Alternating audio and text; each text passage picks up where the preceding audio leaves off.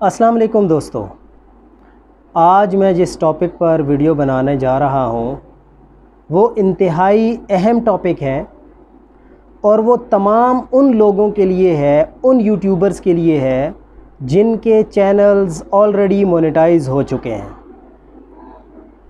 अक्सर दोस्त ये सवाल पूछते हैं कि हमारे पेज पे लिखा हुआ है कि CPM, CTR, CTC, page RPM, तो इस तरह के कुछ एब्रीवेशंस लिखी हुई हैं जिनका जानना बहुत ज़रूरी है।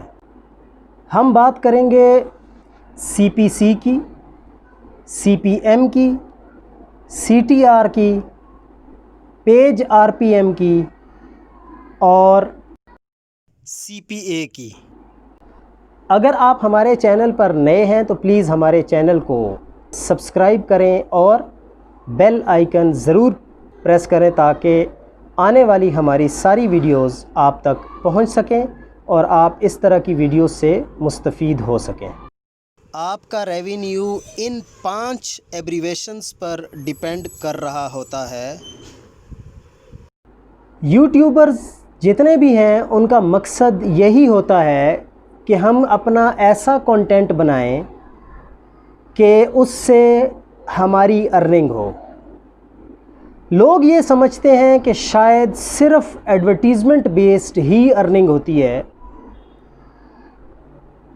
और उनको अदर फैक्टर्स का पता नहीं होता जो कि उनकी अर्निंग का ज़रिया बनते हैं। सबसे पहले हम बात कर लेते हैं CPM की। अब इससे बनता है कॉस्ट पर मिली, लेकिन यहाँ पर मिली का मतलब है 1000। तो आसान अल्फाज में अगर हम इसकी बात करें तो इसका मतलब ये है कि आपको 1000 व्यूज़ पर कितने पैसे मिलते हैं, कितने डॉलर्स मिलते हैं। अब आपकी जितनी भी वीडियोस हैं उनके ऊपर जब एड्स चलते हैं तो वो किसी न किसी कंपनी के एड्स होते हैं। अब जिस कंपनी का ऐड चलता है वो कंपनी YouTube से रिक्वेस्ट करती है कि मेरे 1000 एड्स के ऊपर आप मुझसे कितने पैसे लेंगे,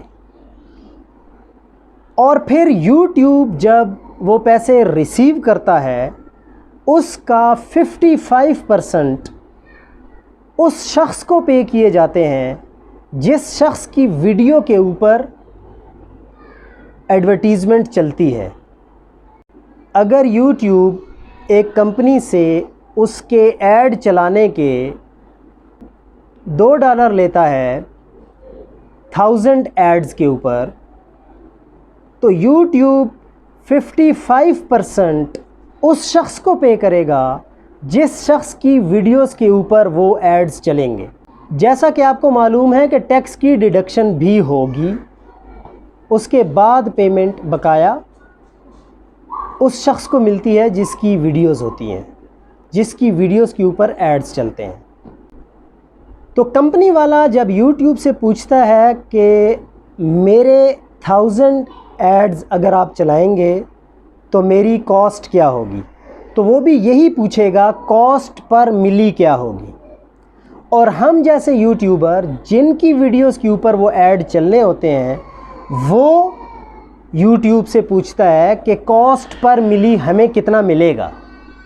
तो लाजमी बात है कि YouTube ने अपना पोर्शन रखना होता है, उसके बाद हम जैसे यूट्यूबर्स को वो पेमेंट करता है। हर कंट्री में CPM डिफरेंट होता है। जैसा कि आपको मालूम है, अक्सर यूट्यूबर्स ये बात करते हैं कि यूरोप, कनाडा और अमेरिका वग़ैरह के अगर आपको व्यूज़ मिलते हैं तो उस पर आपको CPM ज़्यादा मिलता है। ये बिल्कुल हकीकत है और इसकी एक बहुत बड़ी रीज़न है।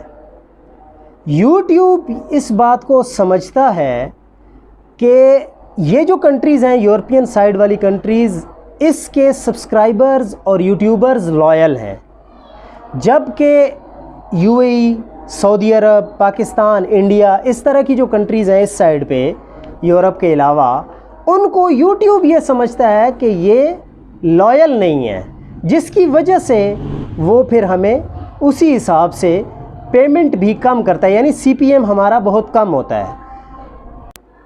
आसान अल्फाज में अगर इसको हम समझें तो वो ये है कि अगर हमारी वीडियोस के ऊपर टोटल 1000 एड्स चलते हैं, 1000 एड्स लोग वॉच करते हैं, तो उस पे हमें जितना भी पैसा मिलेगा, चाहे वो $1 हो, चाहे वो $2 हो, चाहे वो जितने भी हों, इसको कहते हैं कि हमें कितना सीपीएम मिल रहा है।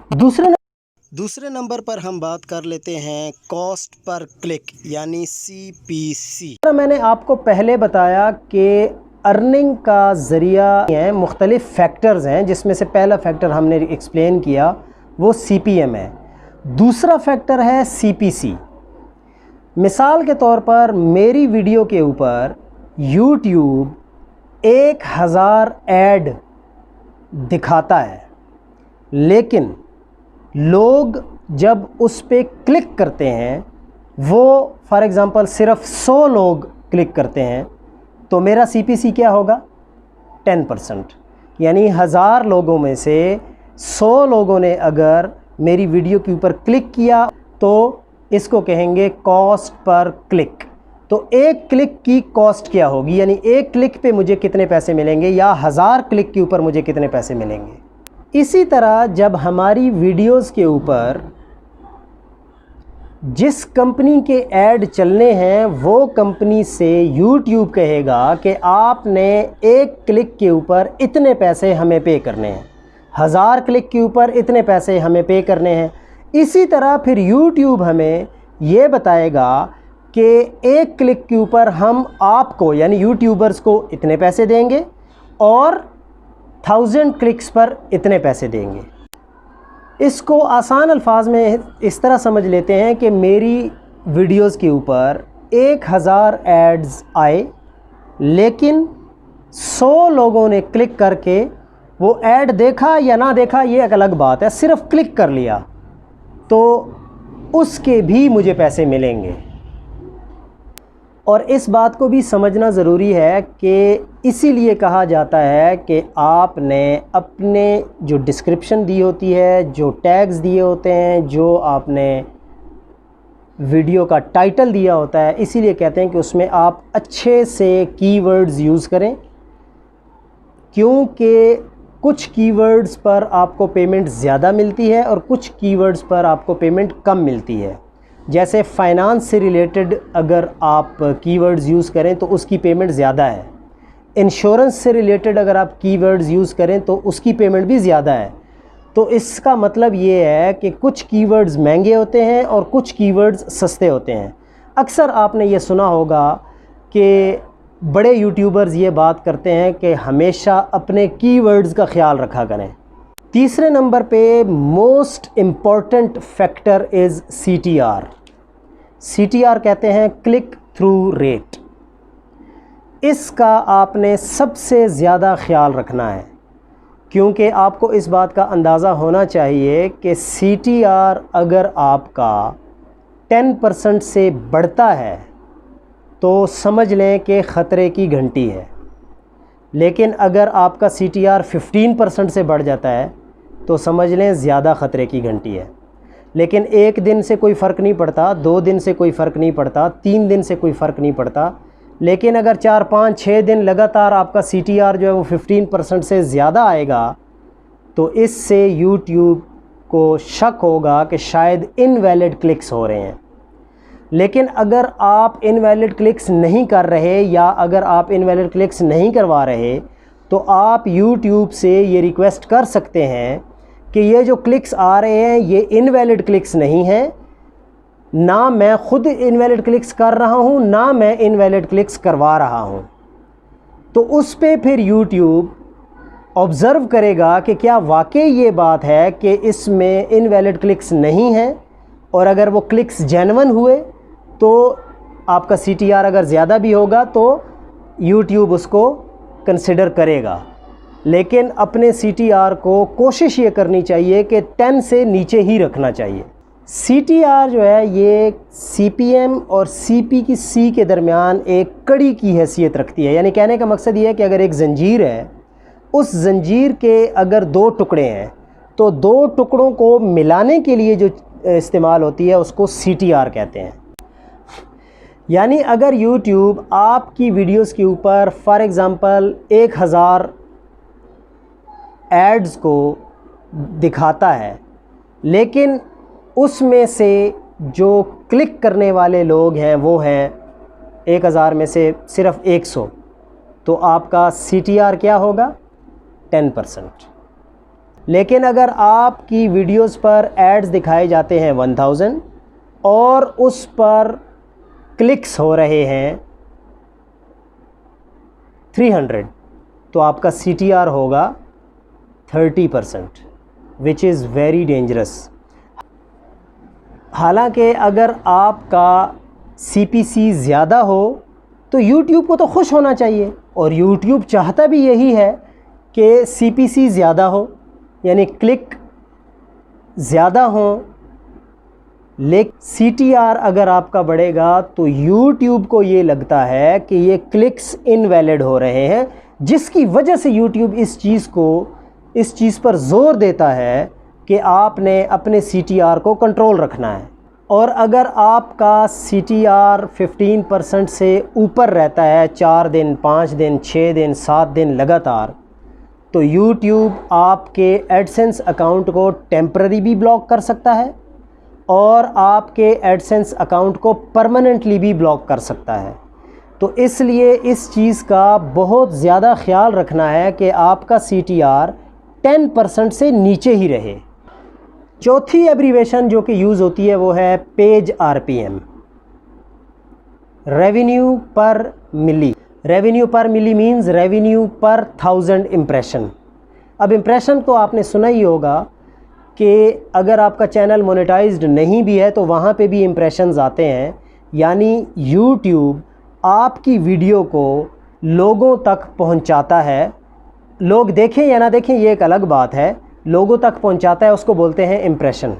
इसी तरह मोनेटाइज्ड चैनल का भी है कि आपकी वीडियो को YouTube लोगों तक पहुंचाता है। तो 1000 लोगों तक अगर पहुंचाए, उसमें से 200 लोग अगर उस पर क्लिक करें या उसको वॉच करें तो आपका परसेंटेज बनेगा 20%। अब सोचने की बात है कि अगर आपका CPC ज़्यादा होगा, आपका CPM ज़्यादा होगा तो आपको पैसे ज़्यादा मिलेंगे। लेकिन ख़तरे की बात वही है कि YouTube को ऐसे लगता है कि CTR को कंट्रोल रखना है, और CTR को कंट्रोल करने का तरीक़ाकार क्या है कि आपने अपनी वीडियोस के ऊपर स्किपेबल एड्स को बंद कर देना है। अगर आपका CTR 15% से बढ़ रहा है तो आपने उस वीडियो के ऊपर, जिस वीडियो के ऊपर व्यूज़ ज़्यादा आ रहे हैं, चाहे वो वायरल हो गई है, चाहे वो जिस तरीके से भी व्यूज़ आपके ज़्यादा आ रहे हैं, उस वीडियो के ऊपर आपने जाना है और वहाँ पर आपने स्किपेबल एड्स को बंद कर देना है। For 1 day, for 2 day, for 3 days, उस वक्त तक बंद रखना है जब तक आपका CTR 10% से नीचे ना आ जाए। उसके बाद एक ऑप्शन होता है जिसको बोलते हैं CPA, कॉस्ट पर एक्शन। इसको समझने का आसान तरीका ये है कि अगर मैं अपनी डिस्क्रिप्शन में किसी भी कंपनी का एक लिंक दे देता हूँ और उस लिंक के ज़रिए कोई भी बंदा उस कंपनी की वेबसाइट पे पहुँचता है, तो वो कंपनी हमारे एडसेंस अकाउंट को पे करेगी। हमारा एडसेंस अकाउंट चूँकि वो YouTube के कंट्रोल में है तो वो YouTube फिर हमें पे करेंगे। अब कॉस्ट पर एक्शन क्या है? एक बंदे ने मेरी डिस्क्रिप्शन की लिंक पे क्लिक किया, उसके अलग पैसे हैं। क्लिक करने के बाद वो उस कंपनी की वेबसाइट पे पहुंचा, उसके अलग पैसे हैं। उस कंपनी की वेबसाइट पर उसने फॉर्म फिल किया, उसके अलग पैसे हैं। उस फॉर्म को फिल करने के बाद अगर वो लॉगिन हुआ, उसके अलग पैसे हैं। लॉगिन होने के बाद अगर उसने उस कंपनी की चीज़ को परचेज़ किया तो उसके अलग पैसे हैं। तो ये टोटल 5 एक्शंस बनते हैं। हर एक्शन के डिफरेंट पेमेंट्स आपको मिलेगी और हर एक्शन की डिफरेंट पेमेंट यूट्यूब भी रिसीव करेगा उसी कंपनी से जिस कंपनी का ऐड या जिस कंपनी का लिंक हमने अपनी डिस्क्रिप्शन में दिया होगा।